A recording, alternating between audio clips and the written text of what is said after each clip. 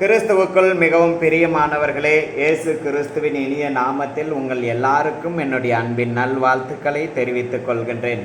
பிள்ளைகளுக்கு முன்பாக பெற்றோர்கள் என்னென்ன காரியங்களை செய்ய வேண்டும், எப்படி அவர்களுக்கு முன்பாக முன்னுதாரணமாக இருக்க வேண்டும் என்ற சில காரியங்களை வேத வசனத்தின் அடிப்படையில் உங்களோடு கூட நான் பகிர்ந்து கொண்டேன். ஒவ்வொரு பெற்றோரும் தங்களுடைய பிள்ளைகளுக்கு அவர்களே முன்மாதிரியாக இருக்க வேண்டும்.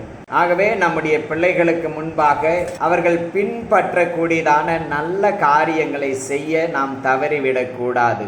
அதை போலவே பிள்ளைகளுக்கு முன்பாக என்னென்ன காரியங்களை எல்லாம் செய்யக்கூடாது என்று சொல்லி இன்றைக்கு சில காரியங்களை நான் உங்களுக்கு முன்பாக வைக்க பிரயாசப்படுகின்றேன். ஒருவேளை நான் சொல்லுகிற காரியங்கள் கேட்கிறதற்கு உங்களுக்கு கடினமாக இருக்கலாம். ஆனால் தேவ வசனத்தின் அடிப்படையில் உங்கள் குடும்பம் மகிழ்ச்சியாக இருக்க வேண்டும் என்ற நோக்கத்தில் இந்த காரியங்களை எல்லாம் நான் உங்களோடு கூட பகிர்ந்து கொள்ள பிரயாசப்படுகின்றேன். முதலாவது, ஒரு குடும்பத்தில் இருக்கிற பெற்றோர்கள் தவிர்க்க வேண்டிய காரியம் வீணான அலங்காரம், ஆடம்பரம். இந்த வீண் அலங்காரம் மற்றும் ஆடம்பரம் நாம் பணக்காரர்கள் என்று காட்டுவதற்காக இந்த உலகத்தில் செய்யப்படுகிறது. ஆனால் வேதம் நமக்கு என்ன காரியங்களை கற்றுக் கொடுக்கிறது என்பதை கவனிக்க வேண்டும். 1 தீமோத்தேயுவின் புஸ்தகம் 2வது அதிகாரத்தின் 9வது வசனத்தில் நாம் பார்த்தால், ஸ்திரீகளும் மயிரை பிணுதலினால் ஆவது, பொன்னினால் ஆவது, முத்துக்களினால் ஆவது, விலையேற பெற்ற வஸ்திரத்தினால் ஆவது தங்களை அலங்கரியாமல் என்று தீமோத்தேயுவுக்கு பவுல் எழுதுகிறார். இங்க பாருங்க, முகத்தை கழுவக்கூடாது, குளிக்கக்கூடாது, நல்ல துணிகளை போடக்கூடாது என்று அவர் சொல்லவில்லை. வீண் அலங்காரத்தை, வீணான ஆடம்பரத்தை நிராகரிக்க வேண்டும் என்று தான் இந்த வசனத்தில் அவர் சொல்லுகிறார். இன்றைக்கு மாடலிங் என்ற பெயரில் அழகு நிலையங்களுக்கு பெண்கள் போய் மிகவும் அதிகமான அலங்காரத்தை செய்து கொள்ளுகிறார்கள். விதவிதமாக மயிரை பின்னுகிற காரியங்கள் இன்றைக்கு அநேக இடங்களில் நாம் பார்க்கின்றோம். பொன் ஆபரணங்களை அளவுக்கு அதிகமாக அநேகர் அணிந்து கொள்ளுகிறதை பார்க்கின்றோம். முத்துக்களை வாங்கி வைத்து கொள்ள வேண்டும், வைரங்களை வாங்கி வைத்து கொள்ள வேண்டும் என்று அவைகளையெல்லாம் அணிந்து கொண்டு இந்த உலகத்தாருக்கு காட்ட வேண்டும் என்று பிரயாசப்படுகிற ஒரு கூட்டம் இந்த நாளில் அதிகமாக பெருகி கொண்டு வருகிறது. விலை உயர்ந்த புடவைகள், விலை உயர்ந்த ஆடைகள், இதைதான் நாங்கள் அணிவோம் என்று சொல்லி அநேகர் சொல்லுகிறார்கள். 1 பேதுருவின் புஸ்தகம் 3வது அதிகாரத்தின் 3வது வசனத்தில் 4வது வசனத்தில் நாம் பார்க்கும்போது, இந்த புறம்பான அலங்காரம் என்பது அழிந்து போகும் என்று பேதுரு சொல்லுகிறார். அழிந்து போகிற இந்த அலங்காரத்திற்கு நாம் அதிகமான பணத்தை செலவு செய்ய வேண்டிய அவசியம் இல்லை. அழியாத அலங்கரிப்புக்கு நாம் முதலிடம் கொடுக்க வேண்டும் என்று இந்த வசனம் நமக்கு சொல்லுகிறது. அதாவது சாந்தம், அமைதி, இந்த குணம் நம்முடைய இருதயத்தில் மறைந்து இருக்க வேண்டும். அது மக்களுக்கு முன்பாக வெளிப்பட வேண்டும். அந்த அலங்காரம் கடவுளுடைய பார்வையில மிகவும் விலையேற பெற்றது என்று அவர் குறிப்பிடுகிறார். பெற்றோர்கள் பணம் இருக்கிறது என்பதற்காக அளவுக்கு அதிகமான பணத்தை ஆடைகளை வாங்குவதற்கும் பொன் ஆபரணங்களை வாங்குவதற்கும் செலவு செய்கிறார்கள். நம்முடைய பிள்ளைகளுக்கு முன்பாக நாம் இப்படி வீணான காரியங்களுக்கு, வீணான அலங்காரத்திற்கு, வீணான ஆடம்பரத்திற்கு பணத்தை செலவிடுவது நம்முடைய பிள்ளைகளுக்கு ஆபத்தாக முடியும் என்பதை பெற்றோர்கள் கவனிக்க வேண்டும். ஒருவேளை பெண் பிள்ளையாக இருந்தால் நீங்கள் இப்படிப்பட்ட புறமான அலங்காரத்துக்கு அதிகமான பணத்தை செலவிட வேண்டும் என்ற ஒரு விதையை அவர்கள் மனதில் நீங்கள் விதைத்து விட்டீர்களே, ஆனால் ஒருவேளை திருமணம் செய்து கொடுக்கிற இடத்துல அவளுக்கு அதிகமான பிரச்சனைகள் ஏற்படலாம். பிரியமானவர்களே, நம்முடைய பிள்ளைகளுக்கு முன்பாக இந்த பணம் நமக்கு எப்படி வந்தது, யார் கொடுத்தது? கடவுள் தான் இந்த பணத்தை நமக்கு கொடுத்திருக்கிறார். எத்தனையோ ஏழைகள் பிரயாசப்படுகிறார்கள், அவர்களுக்கு உண்ண ஆகாரம் கூட இல்லை. ஆனால் கடவுள் நம்மை ஆசீர்வதித்தபடினால நாம் நல்ல நிலையில இருக்கின்றோம். ஆனாலும் கடவுள் கொடுத்த பணத்தை ஊதாரித்தனமாக, வீணான காரியங்களுக்காக, வீணான அலங்காரத்துக்காக, ஆடம்பரத்தை காட்ட வேண்டும் என்பதற்காக நாம் செலவு பண்ணக்கூடாது என்று நம்முடைய பிள்ளைகளுக்கு கற்றுக் கொடுக்க வேண்டும். கல்லூரிக்கு பிள்ளைகள் போகிறார்கள், பள்ளிக்கூடத்திற்கு பிள்ளைகள் போகிறார்கள், மார்க்கெட்டுக்கு பிள்ளைகள் போகிறார்கள். அங்கு மற்றவர்களுடைய ஆடைகளை அவர்கள் பார்க்கிறார்கள். ஆனால் அப்படிப்பட்ட உலகத்தார் அணிகிற ஆடைகளை நம்முடைய பிள்ளைகள் அணிகிறதற்கு நாம் அனுமதி கொடுக்க கூடாது. கடவுளால் கொடுக்கப்பட்ட இந்த பணத்தை கடவுள் பிரியப்படுகிற வண்ணமே செலவிட வேண்டும் என்ற எண்ணத்தை நம்முடைய பிள்ளைகளுடைய மனதில் நாம் பதித்து வைக்க வேண்டும். இந்த எசபேலை பாருங்கள், அவள் அலங்காரம் செய்கிறவளாக காணப்பட்டாள். வெளியில பயங்கரமான ஒரு அலங்காரம், ஆனா உள்ளத்துல கடவுள் பயம் இல்லை, உள்ளத்துல சாந்த குணம் இல்லை, உள்ளத்துல அமைதி இல்லை, உள்ளத்துல கீழ்ப்படிதல் இல்லை. ஆகையினால அவள் அழிந்து போனது மட்டுமல்ல, அவளுடைய குடும்பமே சாபத்துக்கு உள்ளான ஒரு குடும்பமாக மாறி போனது. அவர்களிடத்துல ஐஸ்வர்யம் இருந்தது, பொன் இருந்தது, பொருள் இருந்தது. ஆனால் அந்த ஐஸ்வர்யமும் பொன்னும் பொருளும் அவர்களை காக்க முடியவில்லை. அவர்களுடைய மரணம் கேட்கிறதற்கு அருவருப்பான ஒரு மரணமாக இருந்தது. பாருங்க, நம்முடைய பிள்ளைகளுக்கு ஆடை பெரியது என்று சொல்லிக் கொடுப்பதை விட கடவுளுடைய அபிஷேகம் பெரியது என்று சொல்லிக் கொடுக்க வேண்டும். கடவுளுக்கு பயப்பட வேண்டும் என்ற காரியத்தை நாம் சொல்லிக் கொடுக்க வேண்டும். நம்முடைய ஆவிக்குரிய காரியங்கள் தான், ஆவிக்குரிய குணங்கள் தான் நம்முடைய விலையேற பெற்ற அலங்காரம். அந்த குணாதிசயத்தை நாம் காத்து கொள்ள வேண்டும் என்று நம்முடைய பிள்ளைகளுக்கு மீண்டும் மீண்டும் மீண்டும் மீண்டும் சொல்லிக் கொடுக்க வேண்டும். வீணான காரியங்களுக்கு நாம் பணத்தை செலவிடுவோமே, ஆனால் எதிர்காலத்தில் பணம் இல்லாத சூழ்நிலையில அவர்கள் பலவிதமான தப்பான காரியங்களை செய்கிறதற்கு அவர்கள் கடந்து போவார்கள். ஏனெனில் அவர்களுக்கு பணம் வேணும். சின்ன வயசிலேயே ஆடம்பரத்தை பார்த்தவர்கள், எல்லா இடத்திலும் அவர்களால் இருக்க முடியாது, வசதியை தான் அவர்கள் பார்த்தார்கள். ஆகவே பண கஷ்டம் வரும்போது அவர்களால் தாக்கு பிடிக்க முடியாமல் தப்பான வழியில போகிறதற்கு வாய்ப்பு ஏற்படும். ஆகையினால சின்ன வயசிலேயே இந்த புறம்பான அலங்காரத்துக்கு அதிக முக்கியத்துவம் கொடுக்க வேண்டியது இல்லை, ஆடம்பரத்திற்கு அதிகமான முக்கியத்துவம் கொடுக்க வேண்டியதில்லை என்று நம் பிள்ளைகளுக்கு சொல்லி கொடுத்து எளிமையையும் தாழ்மையையும் பின்பற்ற வேண்டும் என்ற காரியங்களை நாம் உள்ளத்தில் பதிய வைக்க வேண்டும். கடவுளுடைய அபிஷேகம், கடவுளுடைய கிருபை, கடவுளுடைய இரக்கம், கடவுளுடைய தயவு, இதுதான் நம்முடைய அலங்காரம் என்பதை நம்முடைய பிள்ளைகளுக்கு சொல்லிக் கொடுக்க வேண்டும். ஒருவேளை சின்ன வயசிலேயே இந்த பணத்தை குறித்து நம்முடைய பிள்ளைகளுக்கு நாம் சரியாக சொல்லிக் கொடுக்காவிட்டால் அவர்கள் வளர்ந்த பிறகு அவர்கள் கேட்கிற காரியங்களை நாம் உடனடியாக செய்யாத சூழ்நிலையில் அவர்கள் கொலை செய்யக்கூட அஞ்ச மாட்டார்கள்.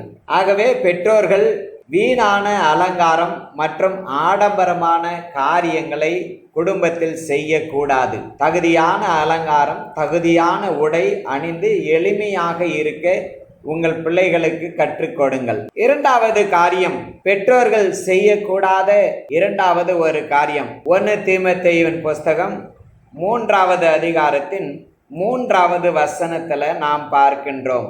அவன் மதுபான பிரியனும் அடிக்கிறவனும் இழிவான ஆதாயத்தை இச்சிக்கிறவனுமாயிராமல் பொறுமை உள்ளவனும் சண்டை பண்ணாதவனும் பண ஆசை இல்லாதவனுமாயிருந்து தன் சொந்த குடும்பத்தை நன்றாய் நடத்துகிறவனும் தன் பிள்ளைகளை சகல நல்லொழுக்கம் உள்ளவர்களாக கீழ்ப்படிய பண்ணுகிறவனுமாய் இருக்க வேண்டும். இங்க பாருங்க, குடும்பத்தில் இருக்கதான பெற்றோர்கள் தங்களுடைய சரீரத்தை ஒரு கட்டுப்பாட்டுக்குள்ளாக வைக்க வேண்டும். பவுல் சொல்லுகிறார், மற்றவர்களுக்கு பிரசங்கம் பண்ணுகிற நான் தானே ஆகாதவனாய் போகாதபடிக்கு என்னுடைய சரீரத்தை ஒடுக்கி கீழ்ப்படுத்துகிறேன்.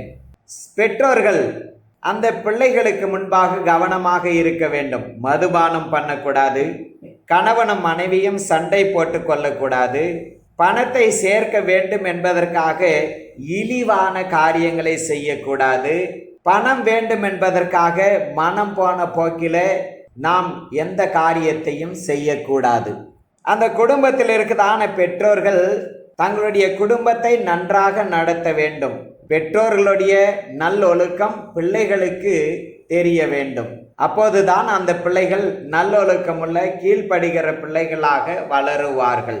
நான் ஒரு கிராமத்தில் நான் பிறந்தேன். சின்ன ஒரு கிராமத்தில் நான் பிறந்தேன். அங்கு அதிகமானவர்கள் போதை பழக்கத்திற்கு அடிமைகளாக இருந்தார்கள்.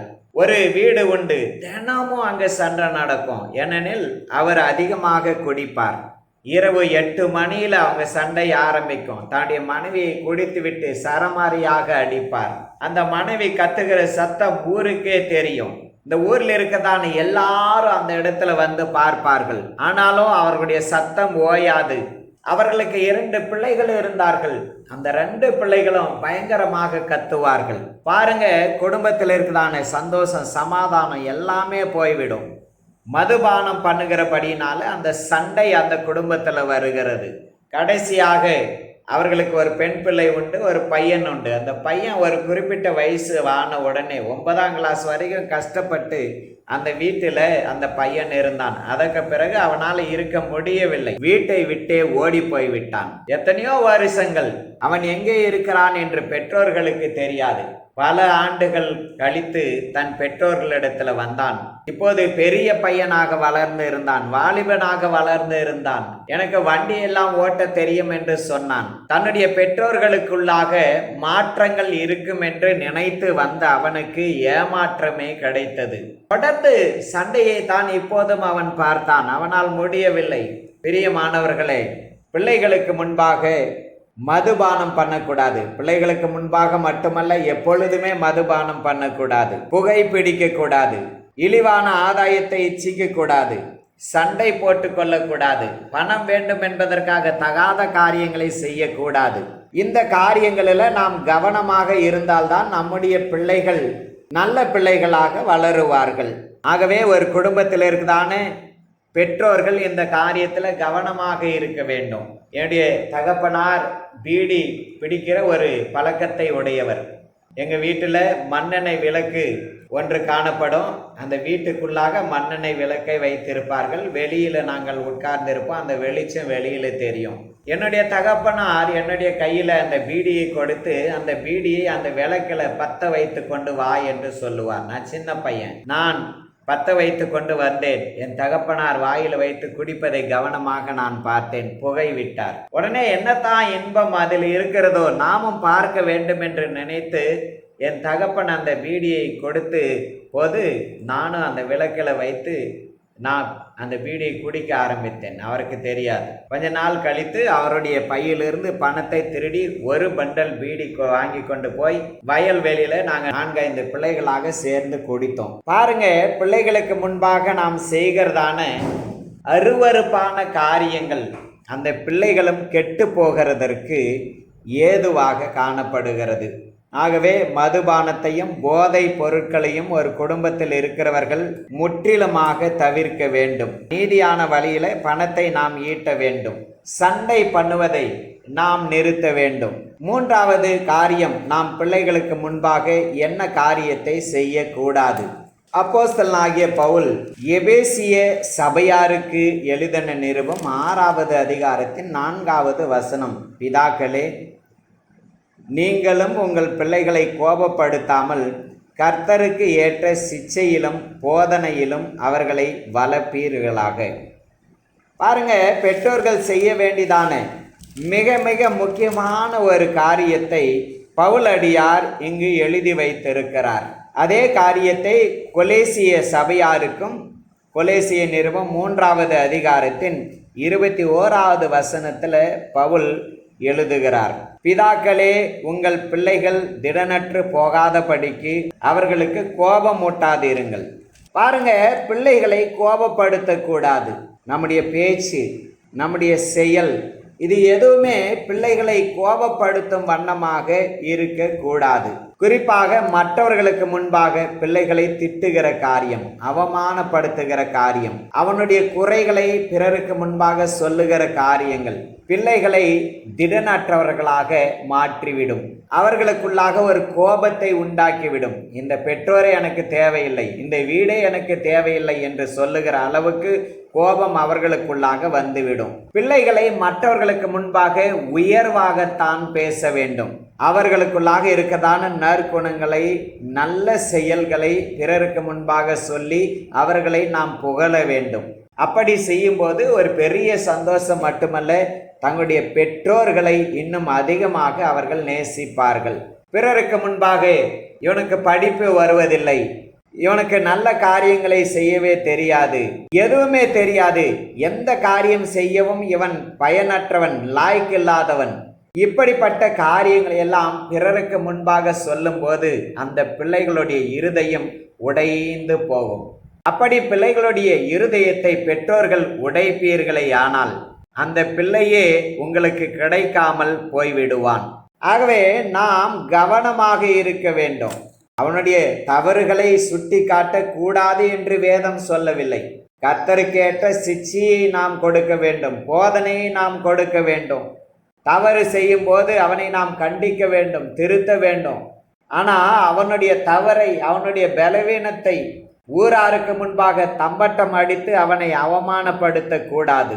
அநேக பெற்றோர்கள் இந்த காரியத்தை தெரிந்து கொள்ளாதவர்களாக இருக்கிறார்கள். தங்களுடைய வீடுகளுக்கு யாராவது உறவினர்கள் வந்தால் போதும், உடனே பையனை கூப்பிடுவாங்க, வணக்கம் சொல்லு. அவன் பயந்து நிற்பான். இந்த பையன் வணக்கம் சொல்லக்கூட தெரியாது, எதுவுமே வராது, இவனுக்கு படிப்பு வராது, சொல்லிக்கொண்டே இருப்பார்கள். அந்த பையன் அவமானத்தோடு கூட நிற்பான். பெற்றோர்கள் இப்படிப்பட்ட தவறுகளை பிள்ளைகளுக்கு முன்பாக ஒரு காலம் செய்யக்கூடாது. அப்படி செய்தால் அந்த பிள்ளைகள் கோபப்படுகிறது மட்டுமல்ல, அவர்கள் தவறான வழியில சென்று விடுவார்கள். நான்காவது காரியம், பிள்ளைகளுக்கு முன்பாக நாம் என்ன காரியத்தை செய்யக்கூடாது. அப்போஸ்தலனாகிய பவுல் எபேசு சபையாருக்கு எழுதின நிருபத்தின் 4வது அதிகாரத்தின் 29வது வசனம், கெட்ட வார்த்தை ஒன்றும் உங்கள் வாயிலிருந்து புறப்பட வேண்டாம். பக்தி விருத்திக்கு ஏதுவான நல்ல வார்த்தை உண்டானால் அதையே கேட்கிறவர்களுக்கு பிரயோஜனம் உண்டாகும்படி பேசுங்கள். பாருங்க, பிள்ளைகளுக்கு முன்பாக கெட்ட வார்த்தைகளை பேசக்கூடாது. கணவன் மனைவியை திட்டக்கூடாது, மனைவி கணவனை திட்டக்கூடாது, பெற்றோர்கள் பிள்ளைகளை திட்டக்கூடாது. இந்த கெட்ட வார்த்தைகளை ஒரு காலம் தேவனுடைய பிள்ளைகள் உபயோகப்படுத்தக்கூடாது. ஏனெனில் நமக்குள்ளாக பரிசுத்த ஆவியானவர் இருக்கிறார். நம்முடைய இருதயத்துல பரிசுத்த ஆவியானவர் தங்கி இருக்கின்றார். ஆகவே இந்த கெட்ட வார்த்தைகளுக்கு ஒரு காலம் நாம் இடம் கொடுத்து விடக்கூடாது. கெட்ட வார்த்தைகளை உபயோகப்படுத்தும் பொழுது நம்முடைய சரீரம் முழுவதும் கரைப்படுகிறது. பரிசுத்த ஆவியானவர் துக்கப்படுகிறார். நாம் கவனமாக இருக்க வேண்டும். சவுல் ஒரு அரசனாக இருந்தான். ஆனால் தலைக்கு மேல் வளர்ந்துவிட்ட வாலிபனாக இருந்த தன்னுடைய மகனை மற்றவர்களுக்கு முன்பாக அவன் திட்டுகிறதை பாருங்கள். எல்லாருக்கு முன்பாக திட்டி அவமானப்படுத்துகிறான். மகனை மட்டுமல்ல, தன்னுடைய மனைவியையும் கூட திட்டுகிறான். பாருங்க, கணவன் மனைவியை திட்டுகிற காரியங்கள், மனைவி கணவனை திட்டுகிற காரியங்கள், பெற்றோர்கள் பிள்ளைகளை திட்டுகிற காரியங்கள், இது எல்லாமே அந்த பிள்ளைகளுடைய இருதயத்தை கடினமாக்கிவிடும். கெட்ட வார்த்தையை கேட்டு கேட்டு கேட்டு கேட்டு கேட்டு அவனுடைய இருதயம் அப்படியே கடினமாக மாறிவிடும். அதுக்கு பிறகு அவனுடைய இருதயத்தை ஒரு காலம் லகுவாக்க முடியாது. நீங்க என்ன சொன்னாலும் அவன் கேட்க மாட்டான். உணர்வில்லாத ஒரு மனிதனாக மாறிவிடுவான். காரணம் நீங்க தான். பிள்ளைகளுக்கு முன்பாக பக்தி உள்ள நல்ல வார்த்தைகளை பேசணும், பரிசுத்தமுள்ள வார்த்தைகளை பேசணும், விசுவாச வார்த்தைகளை பேசணும், உற்சாகமான வார்த்தைகளை பேசணும், நேர்மறையான காரியங்களை பேசணும், எதிர்மறையான காரியங்களை அல்ல. நாம் அவர்களுக்கு முன்பாக எல்லா கெட்ட வார்த்தைகளையும் பேசுவோம். ஆனா என் பையன் கெட்ட வார்த்தைகளை பேசுகிறான் என்று மற்றவங்களுக்கு முன்பாக நாம் சொல்லுவோம். ஒன்றும் செய்ய முடியாது. பிரியமானவர்களே, நாம் இந்த காரியத்துல மிகவும் மிகவும் கவனமாக இருக்க வேண்டும். நம்முடைய முழு சரீரத்தையும் நாம் ஒரு கட்டுப்பாட்டுக்குள்ளாக வைக்க வேண்டும். அதற்காக தான் பரிசுத்த ஆவியானவர் நமக்கு கொடுக்கப்பட்டிருக்கிறார். வாயில வருகிறதையெல்லாம் பேசிவிடக்கூடாது. ஏனெனில் தேவன் அதை கவனிக்கிறார். நாம் இருளில பேசுகிற காரியங்களை தேவன் வெளிச்சத்துக்கு கொண்டு வருவார் என்று வேதம் சொல்லுகிறது. நீங்க வீட்டிலேயும் வெளியிலேயும் தேவ ஆலயங்களிலேயும் பயபக்தியோடு பக்தி உள்ள வார்த்தைகளை மட்டுமே பேச வேண்டும். நம்முடைய வார்த்தைகள் பிள்ளைகளுக்கு உற்சாகத்தை கொடுக்கிற வார்த்தைகளாக இருக்கணுமே ஒழிய அவர்களை திடனற்று போக பண்ணுகிற வார்த்தைகளாக இருக்கக்கூடாது. 5வது காரியம், பிள்ளைகளுக்கு முன்பாக நாம் செய்யக்கூடாத ஒரு காரியம். 31 எபேசியருக்கு எழுதின நிருபம் 4வது அதிகாரத்தின் 31 மற்றும் 32. சகல விதமான கசப்பும் கோபமும் மூர்க்கமும் கூக்குரலும் தூசணமும் மற்ற எந்த துர்குணமும் உங்களை விட்டு நீங்க கடவது. ஒருவருக்கொருவர் தயவாயும் மன உருக்கமாயும் இருந்து கிறிஸ்துவுக்குள் தேவன் உங்களுக்கு மன்னித்தது போல நீங்களும் ஒருவருக்கு ஒருவர் மன்னியுங்கள். பாருங்க, பெற்றோர்கள் கசப்பு உள்ளவர்களாக இருந்தால், மூர்க்கம் நிறைந்தவர்களாக இருந்தால், சண்டை இடுகிறவர்களாக இருந்தால், மற்றவர்களை தூசிக்கிறவர்களாக இருந்தால், துர்குணம் நிறைந்தவர்களாக இருந்தால் அந்த பிள்ளைகளும் அப்படியே மாறிவிடுவார்கள். பிள்ளைகளுக்கு முன்பாக மற்றவர்களை மன்னிக்க வேண்டும். மற்றவர்கள் செய்கிற தவறை பிதாக்க கூடாது. பிள்ளைகளுக்கு முன்பாக அவர் அந்த காரியத்தை செய்து விட்டார், இந்த காரியத்தை செய்து விட்டார் என்று மற்றவர்களை தர குறைவாக வீடுகளில் பேசக்கூடாது. இயேசு கிறிஸ்து நம்முடைய எல்லா பாவங்களையும் மன்னித்து அவர் தயவுள்ளவர், மன உருக்கம் உள்ளவர் என்பதை நமக்கு வெளிப்படுத்தி இருக்கிறார். அவர் நம்மை மன்னித்து இருக்கிறார். அதை போலவே நாமும் தவறு செய்கிறவர்களுக்கு மன்னித்து அந்த மன்னிப்பின் மாண்பை நம்முடைய பிள்ளைகளுக்கும் தெரியப்படுத்தணும். தாவீது ரொம்ப நல்ல மனிதன். அவனுடைய வாழ்க்கையில அநேகர் அவனுக்கு எதிராக வந்தார்கள். ஆனா அப்போதெல்லாம் அவர்களை அவன் மன்னித்து விட்டான். தாவீது மன்னித்து விட்டான், எல்லா காரியங்களையும் அவன் மன்னித்து விட்டான். ஆனா அவனுடைய மனதில் இன்னும் சில காரியங்கள் ஆழமாக பதிந்து இருந்தது. அவன் சாகிறதற்கு முன்பாக சாலமோனை கூப்பிட்டு அநேக காரியங்களை அவன் சொல்லி கொடுக்கின்றான். யார் யார் இடத்துல எப்படியெல்லாம் நடந்து கொள்ள வேண்டும் என்று தாவீது சாலமோனுக்கு சொல்லி கொடுக்கின்றார். அதுல சிலருடைய காரியங்களையும் தாவீது சொல்லி கொடுக்கிறதை பாருங்கள். என்ன காரியத்தை அவன் சொல்லி கொடுக்கிறான்? சீமேயி என்று சொல்லக்கூடியதான ஒரு மனிதன் அவனை தூசித்த காரியத்தை மனதிலேயே வைத்து கொண்டு இருந்தான். அந்த சீமேயை தாவீது மன்னித்து விட்டான். ஆனால் அந்த காரியத்தை மனதிலேயே அவன் வைத்து கொண்டு இருந்தான். 1 ராஜாக்களின் புஸ்தகம் 2வது அதிகாரத்தின் 8வது வசனத்துல நாம் பார்க்க முடியும். தாவீது சொல்லுகிறான், அவன் என்னை கொடிய தூஷணமாக தூசித்தான், நான் அவனை கொன்று போடுவது இல்லை என்று சொல்லி கர்த்தரின் பேரில் அவனுக்கு ஆணையிட்டு கொடுத்திருக்கிறேன். ஆனாலும் நீ அவனை குற்றம் இல்லாதவன் என்று நினைக்க கூடாது. பாருங்க, அவனை பழி வாங்க வேண்டும் என்று தாவீது சாலமோனுக்கு சொல்லுகிற காரியத்தை பாருங்கள். அதை போலவே யோவாபை குறித்தும் தாவீது சாலமோனுக்கு சொல்லி கொடுக்கிறார். அவன் செய்த குற்றத்தை நீ அறிந்திருக்கிறாயே. 1 ராஜாக்களின் புஸ்தகம் 2வது அதிகாரத்தின் 5வது வசனத்துல. ஆகவே அவன் செய்தபடியே நீயும் அவனுக்கு செய்ய வேண்டும் என்று சொல்லி கொடுக்கிறான். தேவனுக்கு பிரியமானவன், தேவனுடைய தாசன், தேவனுடைய சிநேகிதன், தேவனுடைய இருதயத்துக்கு ஏற்றவன். ஆனாலும் தன்னுடைய மகனுக்கு என்ன காரியங்களை கற்றுக் கொடுக்கிறான் என்பதை பாருங்கள். யோவாபை நீ அழிக்கணும், அவன் ரத்தம் சிந்தியதை போலவே நீயும் அவனுடைய ரத்தத்தை சிந்தணும்.